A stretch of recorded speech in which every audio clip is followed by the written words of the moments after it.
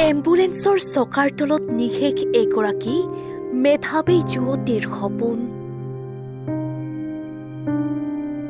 সৰস্বতী পূজাৰ দিনাই প্ৰাণ হেৰুওৱা লুনা ভৰদ্বাজৰ ঘৰত কান্দোনৰ ৰোল।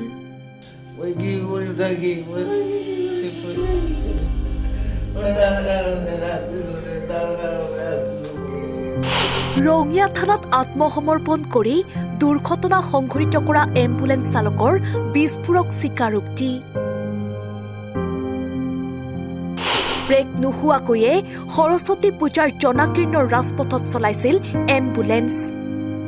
জৰুৰীকালীন দায়িত্বত নিয়োজিত 108 সেৱাৰ এম্বুলেন্সৰ চৰম কাণ্ড জ্ঞানহীনতাই নিমিষতে মহানগৰী ৰাজপথত নিশেষ কৰি পেলালে এগৰাকী মেধাৱী যুৱতীৰ জীৱন। একমাত্ৰ কন্যাৰ প্ৰাণ কাঢ়ি শূন্য কৰি পেলালে এখন ঘৰ।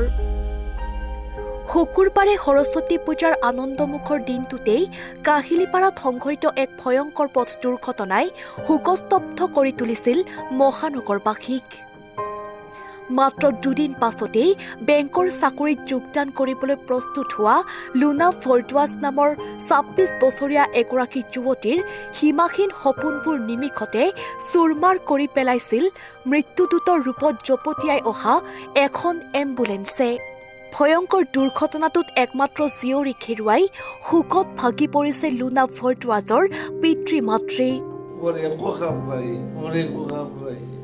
বঙাইগাঁও জিলাৰ উত্তৰ শালমাৰাৰ যুৱতীগৰাকীৰ ঘৰখনত এতিয়া হিয়া ভগা কান্দোনৰ ৰোল।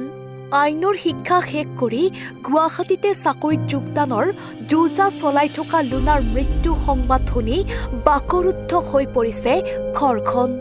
এম্বুলেন্স চালকৰ গাফিলতিৰ বাবেই ভগ্নীক অকালতে হেৰুৱাব লগা হোৱা বুলি অভিযোগ তুলিছে লুনাৰ ভাতৃয়ে।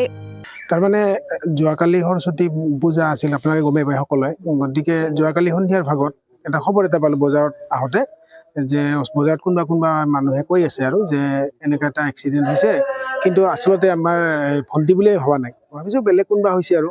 তাৰপিছত অলপ পিছত মই সৰু খুৰাক ফোন কৰিলোঁ। আচলতে সৰু খুৰাই ক'ল, কথাটোতো ময়ো শুনা পালোঁ, কথাটো হয়, কিন্তু এক্সিডেণ্ট হৈছে, চিৰিয়াছ আৰু হস্পিটেলত লৈ গৈছে তেনেকৈ ক'লে আৰু। পিছত মই কিন্তু কনফাৰ্ম নহয় সেই সময়ত। তাৰপিছত অলপ পিছতে আকৌ খুৰা মোক ফোন কৰিলে, ক'লে যে খবৰটো ভাল নহয়, মানে তাই নাই আৰু সেনেকৈ ক'লে। তাৰপিছত বহুত বেয়া লাগিল। তাৰপিছত তেনেকৈ আমাৰ যিহেতু ভিনেকৰ ঘৰত থাকে, বাইদেউ ভিনদেউ গুৱাহাটীতে থাকে, তাতে থাকে। গতিকে ভিনেকৰ ঘৰৰ পৰা বাঞ্চি মানে এটা ফ্ৰেণ্ডৰ ঘৰত গৈ আছিলে নে আহি আছিল, এইটো একজাক্ট আমি এতিয়ালৈকে আছোঁ জানিব পৰা হোৱা নাই।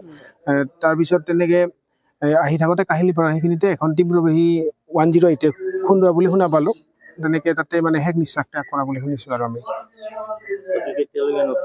নচৰদে আহাৰটো একজাক্ট আমি এতিয়ালৈ গম পোৱা নাই, কিন্তু তাহাঁতক গুৱাহাটীৰ পৰা কোৱা মতে 2টাৰ পৰা 3টামান বাজিব লাগে, কাৰণ যিহেতু GMCত আছে, গতিকে পষ্টমৰ্টেম কৰিব, গতিকে যাৱতীয় কামখিনি কৰোঁতে অলপ সময়ৰ প্ৰয়োজন হয়। গতিকে সেই কাৰণে ভাবিছোঁ মোটামুটি 2-3টামান বাজিব বুলি আমাৰ এটা অনুমান আৰু। ঘৰত এতিয়া মা দেউতা আছে আৰু সৰু খুৰী এটা বেলেগ কেম্পাছত থাকে, খুৰাৰ ল'ৰা এটা আছে বেলেগ কেম্পাছত থাকে।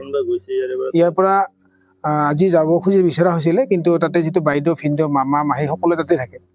গতিকে তেওঁলোকে কৈছে আহিব নালাগে, আমি ইয়াৰখিনি কামখিনি কৰিম আৰু বাকী ইয়াৰখিনি কৰিব দিছে আৰু তেনেকুৱা।